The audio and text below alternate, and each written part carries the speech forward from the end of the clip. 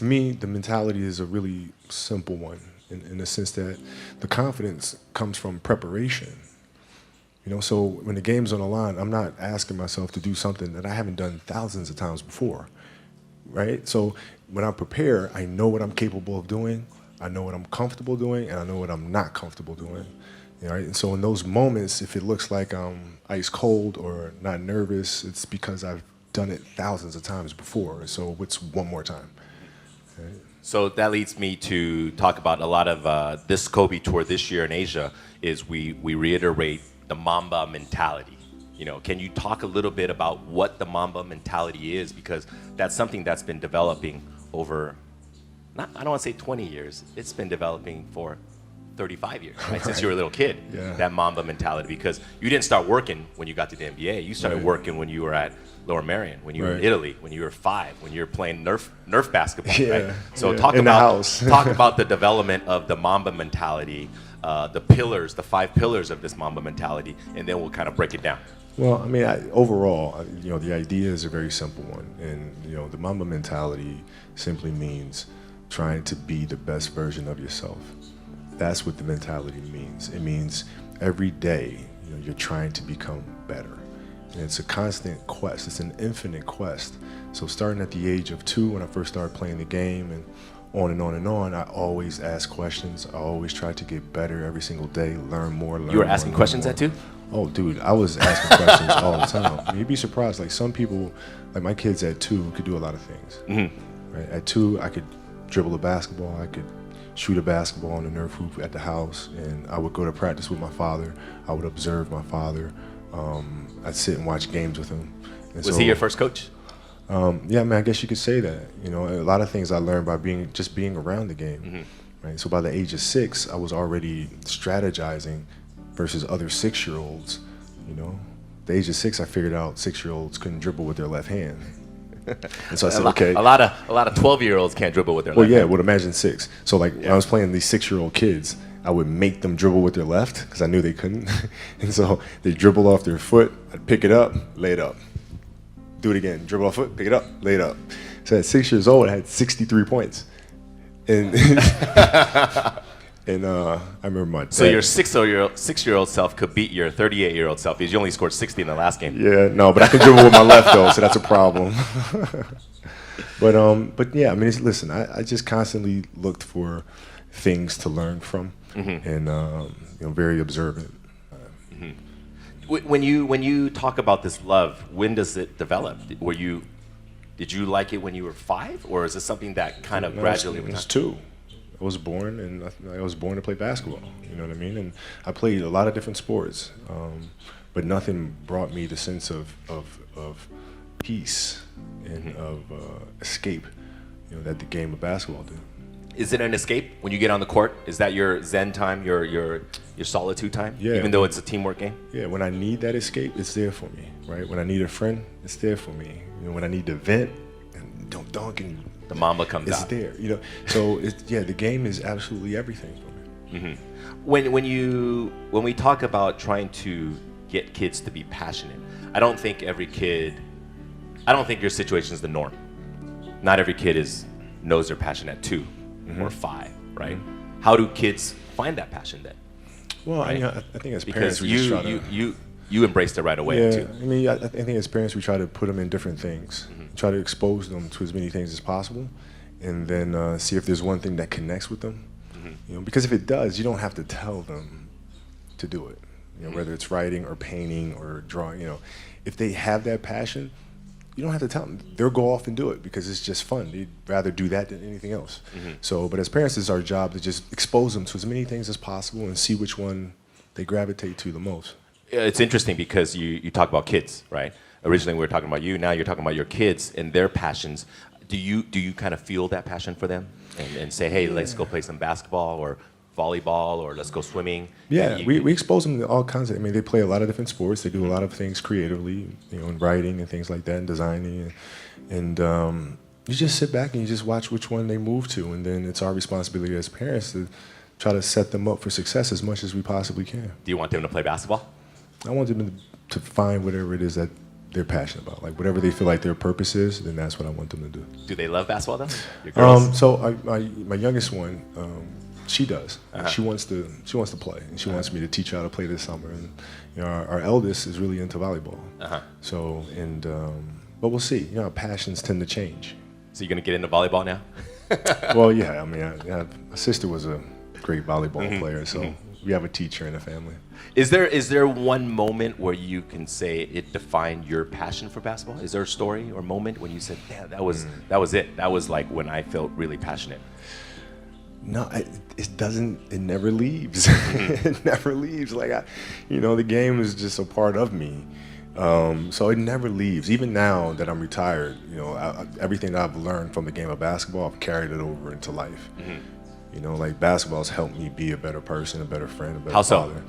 Well, because there's life lessons that are within the game, like communication, like unselfishness, like attention to detail, and empathy and compassion. Like all those things are in the game. And as an athlete, if we are aware of those things, it helps us become better human beings. And you can apply that toward your post basketball days, your retirement, into your business world, your future ventures. Sure. I mean, you can apply. I was applying that even while I was playing, just in life outside of the game, and even more so now. In building a business and all these things. The kind of culture you want to have. All those things are directly learned from the game of basketball for me. Next up is the next pillar: be obsessive. Obsessive. That's I think a lot of people equate that with you. Kobe is obsessive in a lot of things. We've been doing this for 8 years now, Asia tour. I've been with you for a long way. The one moment that stands out of we've done, I don't know how many done. We've done 800 events. The one time was 4 a.m. We went out to practice at 4 a.m. And that was your idea to do it. But then all these Nike people are like, no, let's not do that. And then you're like, let's do it at 4 a.m. So you got security, you got brand marketing, sports marketing going, no, let's not do it. You're like, let's do it. Because that's your obsessiveness, right? I mean, to me, it just makes complete sense. Not to us. But I don't, like, okay, so. See, all right.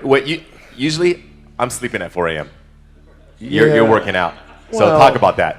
Okay, so if your job is to try to be the best basketball player you can be, right? To do that, you have to practice, you have to train, right? You want to train as much as you can, as often as you can. So if you get up at 10 in the morning, train at 11, right? 12, say 12, train at 12, train for 2 hours, 12 to 2. You have to let your body recover. So you eat, recover, whatever. You get back out, you train, start training again at 6. Train from 6 to 8, right? And now you go home, you shower, you eat dinner, you go to bed, you wake up, you do it again, right? Those are 2 sessions.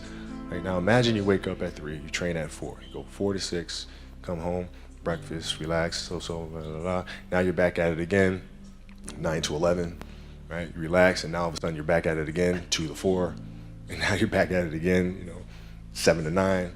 Look how much more training I have done by simply starting at 4, right? And so now you do that, and as the years go on, the separation that you have with your competitors and your peers just grows larger and larger and larger and larger and larger.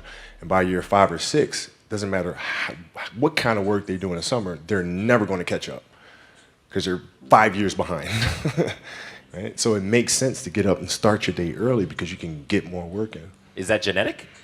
Or is that something you ingrained and trained yourself? No, it was Who just, taught you that? For me, it was just common sense. Like I can if I start earlier, I can train more hours, and I know the other guys aren't doing it because I know what their training schedule is, right? So I know if I do this consistently over time, the gap's just going to widen and widen and widen and widen and widen, and they won't be able to get that back.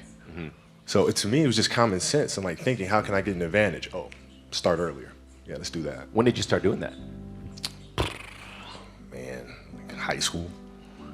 My first class in high school was 7:45. I used to get to the gym around 5 a.m. and I'd play before school. And then school would start. Who's playing with you at 5 a.m.? My coach. So my coach would show up and we'd do all these basketball drills. Right? So just you and your coach? Just me and my coach. And sometimes it would just be me and the janitor, and who's still there today. And then I play at lunchtime. That guy should get a medal. I hooked him up with a few things. But I play during lunch and then practice after, and then go home, do my schoolwork, and then watch a bunch of game film and games on TV and study film. Was that the only thing you've been obsessed about, basketball? Well, until recently, yeah. Basketball had dominated, my entire life for more than 30 years. When I brought it up, like, where do you? Is it genetic, or you just learned it? I mean, how did that idea even come up? Because that's obviously a pillar of Mamba mentality, the obsessiveness. This is just like you said. I'm gonna get up at 4. Everybody's get up at 6. If everybody's gonna get up at 4, I'm gonna get up at 2. Right. Right. How do you develop that, or where do you learn that from? Well, I think it's just it's just a matter of what's important to you, and what's important to you for whatever reason. I felt like I didn't feel good about myself if I wasn't doing everything I could to be the best version of myself. If I felt like I left anything on the table, it would eat away at me. I wouldn't be able to look myself in the mirror. Right? So the reason why I can retire now and be completely comfortable about it, because I know that I've done everything I could to be the best basketball player I could be. And so that's where it comes from for me. You can't leave any stone unturned. But the important thing to understand is you can't shortchange yourself. Like you're not cheating anybody but yourself. Right? I mean, you're tired. You're literally this far away from the line. Why would you not go that extra to touch the line? Right? So if I let him get away with that, right, all of a sudden he starts maybe to cheat something over here, right? Not give his best over here, not give his best over here. And as years go on, he's going to be he's not going to reach his full potential because he's been taking these little shortcuts that just add up. And you can't let that happen. Our job as teachers, as mentors, as inspirers, it's our responsibility to hold them accountable to those things. The funny part is we were just talking about this kid. We were in the back, and Kobe's like, I bet you that kid will never, ever miss the line again. Yeah. It's not going to happen. It's not going to happen. Because of that one moment. Yeah. So that's you being obsessive, but teaching obsessiveness, because that's what you got to be, right? You have to be obsessive to get to that level in everything you do. Details, don't waste time, do it right, perfection. Yeah, I mean, it's really simple. It's like whatever you're doing at that moment is what you're doing at that moment. It's like that's where the obsessiveness is having attention to detail for the action that you are performing at the time you're performing it. And if you can have that kind of focus, you can't help but to have a certain level of obsession or attention to detail. Moving on to the third pillar is to be relentless. That we know you for. We see you on TV being relentless. First quarter, second quarter, third quarter, fourth quarter, attack, never letting your teammates slack off. Attack. How do you get that? Talk about what is the meaning of relentlessness to you? Well, it's to never to be unyielding. Never give an inch to anybody. Never, like you're always going after it. Always going after it. And if there's a challenge that ensues, oh, good, I want to see how I stack up to that. So you go after it. And it's just, it's fun. It's like you get a chance to compete against opponents, and you get a chance to see where you stack up against them. It's like, I want to see. Maybe I'm not good enough today. If that's fine. I'll be good enough the next time I see you, though. And you get a chance to always measure yourself. And it's just fun to do that. So I guess that's where relentlessness comes from. Is it something that's also learned or ingrained, or is it something you kind of learn over time? Because these things that we talk about in the Mamba mentality, for you, it's second nature. It's not for a lot of people, right? A lot of it is trained, or it's not God-given. I had to learn it as well, though, because I had a year of playing. Like when I played basketball in Italy, I was taller than everybody else and faster, like the age of 11. And I came back to America to play basketball, and it was not the same thing because kids were bigger, stronger. And so I went through a summer of playing basketball in America where I didn't score 1 point. It was one league, I didn't score 1 point, and it was devastating.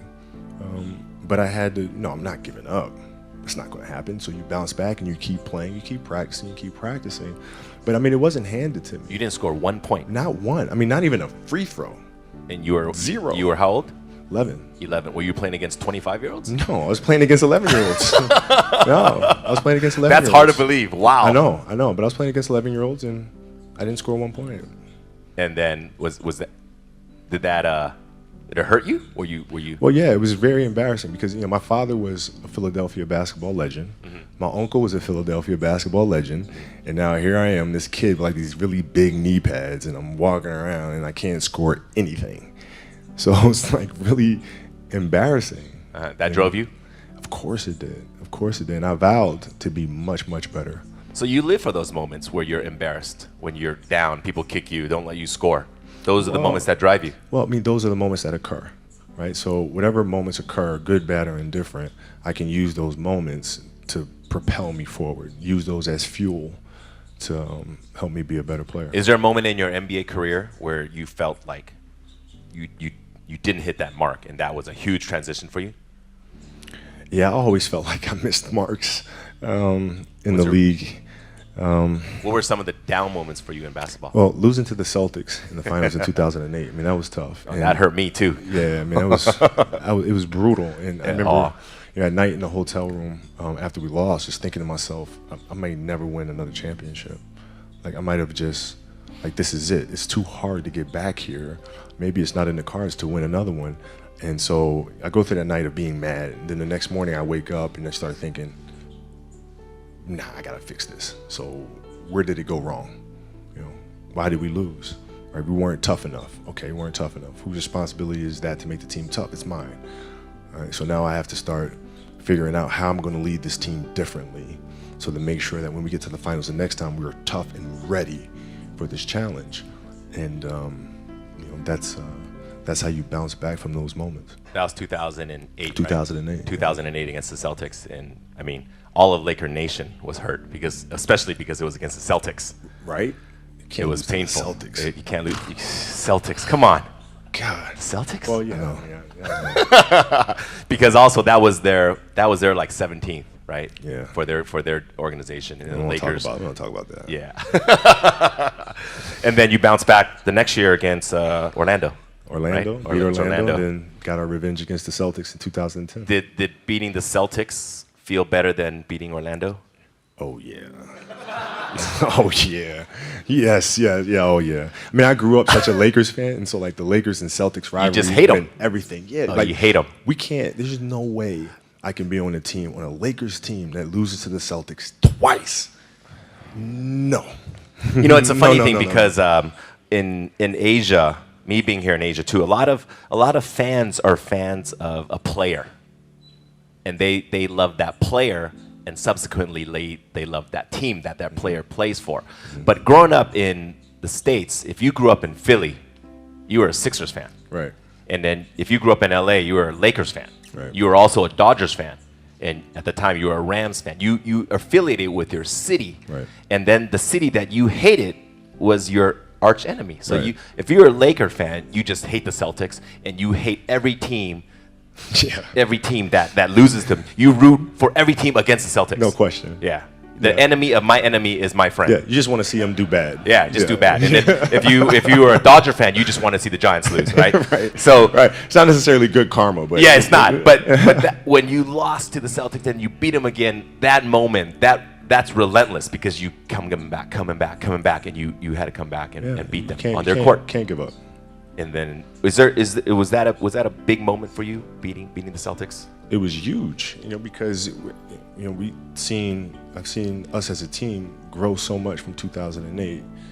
Powell, Lamar, all our guys, like how much we have grown since the last time we faced this team, and I couldn't be any more proud of them. It wasn't even about me. It was about sitting back and watching us as a group, and we just accomplished this amazing thing, and now we can all enjoy it together. So.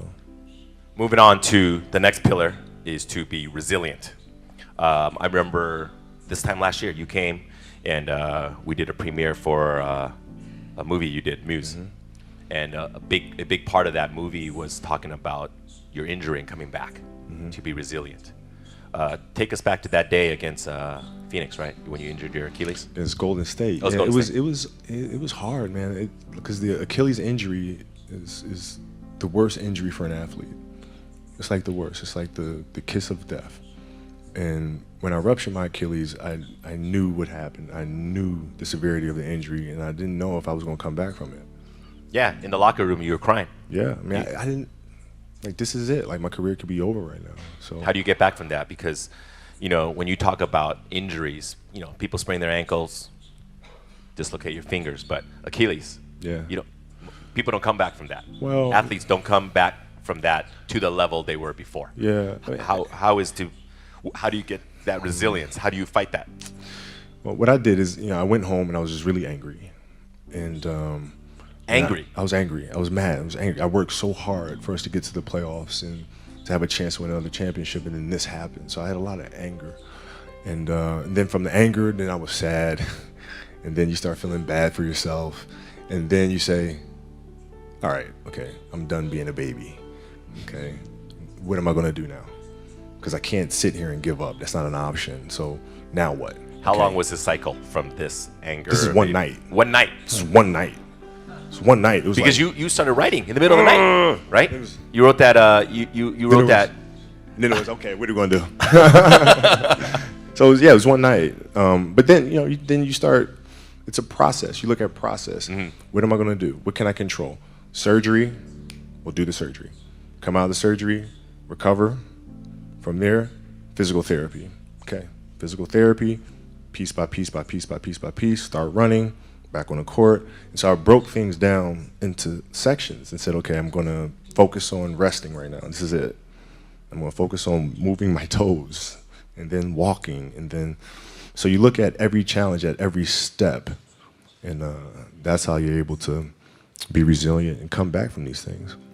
Because for your field in sports, injuries often happen, right?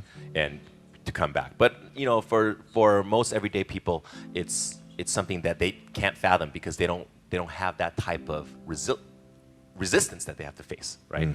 So how do they come back from it? Because sometimes people fail in their fields and their jobs or at school, young kids, you don't have a good test score, you don't make the basketball team, or they have these disappointments. What is your advice to young kids to face this adversity? How do you persevere? Well, if you... Because you have that chemical makeup to fight through it. Yeah. Not all kids do. But you every kid, every person has the ability to put one foot in front of the other, One step at a time. right? So like if you're saying, okay, I'm going to climb Mount Everest, you're at the bottom of the mountain and you look up and you're going, I'm not going to climb Mount Everest, right? But if you break it down into sections and you just one foot in front of the other, one step at a time, next thing you know, you're at the top of the mountain. So the map, the plan is to set short-term goals Yeah. and to get there. A Yeah, to you B, can't- B you to C, can't- C to man, D. Coming back from my Achilles, I came back from the Achilles, and I was fine. And then the next year, I fractured my knee. Right? It's like, here we go again. Come back from that next year, tear my shoulder. Here we go again. Right? But if I looked at those things in totality, it'd be depressing. But if I look at it as just the facts, this is it happened. Can't do anything about it. It happened. Now what are you gonna do? One step at a time. Achilles, knee, shoulder, any step of the way you said, screw it, forget it, done, no more, No. never. No. Well, no. Why? Right? Because as time goes on, I'm sitting there, 70, 80 years old, and I'm going to be wondering if I could have come back from this injury. I don't want to wonder. I want to find out. We got to get to that I want 60-point to game. see. I want to see, man. We I wanna got to get see. to that game. Yeah. If the critics are out there saying he's done, he'll never come back. Well, maybe you're right. Maybe you're not. But let's find out. We got to get there. We Yeah. got to get there. Last one, to be fearless. That's something that I think every young adult, young kids, they face their fears, right? What does that mean to be fearless? Why is that such an important part of the Mamba mentality? Well, man, because I think the greatest fear that we face is ourselves. Actually, I think it's not anything that's external or anything that's superficial. I think the greatest fear you face is yourself, because we all have dreams, and it's very scary sometimes to accept the dream that you have, and it's scarier still to say, okay, I want that. It's scary. because you're afraid that if you put your heart and soul into it and you fail, then how are you going to feel about yourself, right? So being fearless means putting yourself out there and going for it, no matter what. Go for it, not for anybody else, but for yourself. When you got to the league, you were 18. Did you have any fears before getting there, or when you got there right away? Yeah, I mean, I had fears that everybody was going to be right. I made a poor choice, poor decision. Jump from And high I school wasn't- to the NBA. and I wasn't going to amount to anything.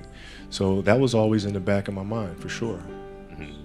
And then, so out of these 5 pillars, which one do you think comes first? Being passionate, being fearless, relentless, resilient, or they just come together? This funny thing is, like, we created these separate pillars, but the reality is it's all one thing, because it all comes from within. It all comes from within us. We all experience these things at different stages and different points, at different times. The key, I feel, is just to be aware of those moments as they occur.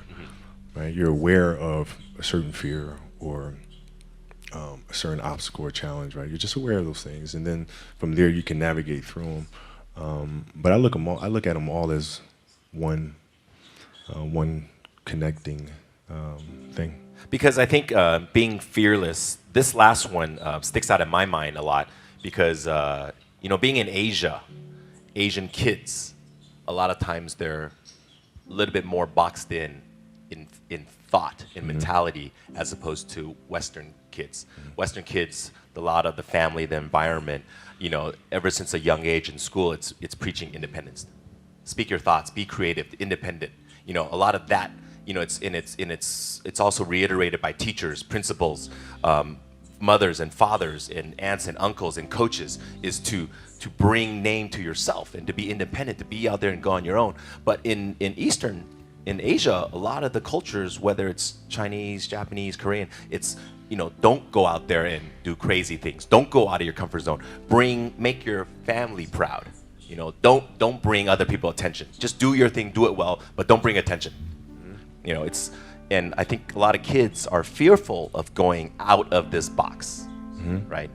Is there advice for these kids? Because a lot of times it's a cultural difference, Sure. right?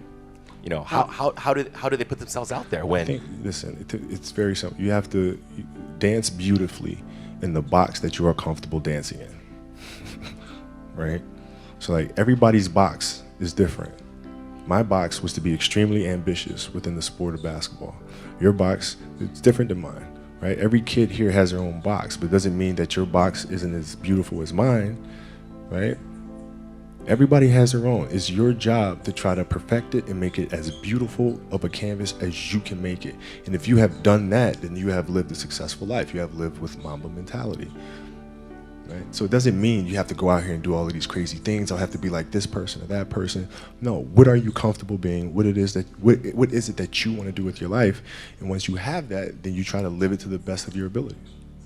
So growing up in Italy and then moving on to Philadelphia and then to LA, obviously you talk about this box, right? So is that box constantly changing? Are you trying to get out of your comfort zone even when you were, first year in the NBA and then 10th year in the NBA and then even this year? Does that box, this metaphorical box you talk about, does that change? No, I never looked at it as like I'm just going to, try something completely crazy or like just go out of my box sort of thing.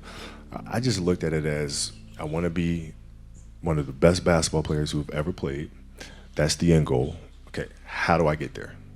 How do I get there? And every decision I made in my life was centered around the process of helping me eventually get there. You know what I'm saying? So I had that purpose. And once I had that purpose, every decision that I made was centered around that purpose.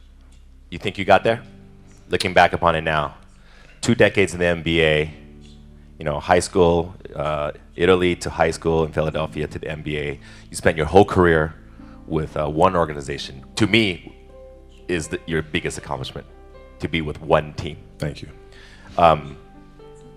You look back upon it now.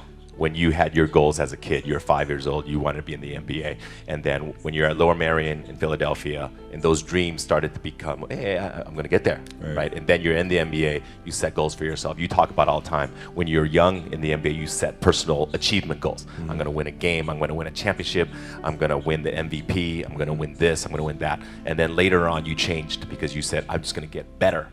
And if I'm going to get a better left hand, I'm going to have a better three-pointer, I'm going to have a better free throw. Those other personal achievements come naturally. Now you're done. Played your final game, 60 points. You dropped it on Utah. Mamba out, right? Yeah. You look back upon it now. Where do you see yourself? Did you do everything you wanted to do? Did you become the best basketball player you can ever become? Well, Did you become the best? It's GOAT? It's weird. Like my vision of what my goal is changed drastically as I got older. So like as a kid, I said I want to be the best ever, right? And now you go through your life and everything you do is try to be the best ever, be the best ever, be the best ever. And as you get older, you start understanding that those things are very superficial things, right? And everybody has a different opinion about it. No matter what you do, I can win 20 championships. There's always an opinion on who's the best. Everybody has different opinions. And so I started really kind of understanding maybe that's not the important thing. Maybe the important thing is to, how do we as a team grow? How do I help my teammates be better? So that was the first change for me. And then as I got older still, it became more about how are you inspiring others, right, to find themselves. That is the ultimate championship. So won 5 championships, that's great. Another team won a championship this year. Team's gonna win a championship next year. Those things come and they go. But what stays is how do you use your passion and use that to inspire somebody else to create their passion, and then how can they pass that on to the next person? That is true success.